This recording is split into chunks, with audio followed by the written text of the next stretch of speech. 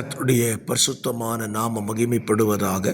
ஆசீர்வாதமான காலவெளியிலே ஒரு நிமிட காலை செய்திக்கு உங்களை அன்புடன் வரவேற்றுக் கொள்ளுகிறேன்.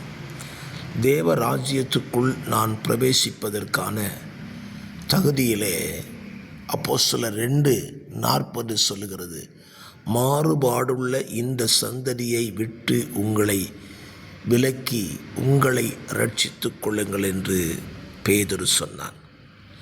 மாறுபாடான சந்ததியை விட்டு விலகுதல், அப்படியானால் வேறுபட்ட ஒரு வாழ்க்கை, பிரித்தெடுக்கப்பட்ட ஒரு வாழ்க்கை வாழுகிறவர்களுக்குத்தான் தேவ ராஜ்யம் சொந்தமாகும். எல்லாரை போல நானும் வாழுவேன், எல்லாரை போல ஜீவிப்பேன் என்று சொல்லுகிறவர்களுக்கு தேவராஜ்யம் இல்லை.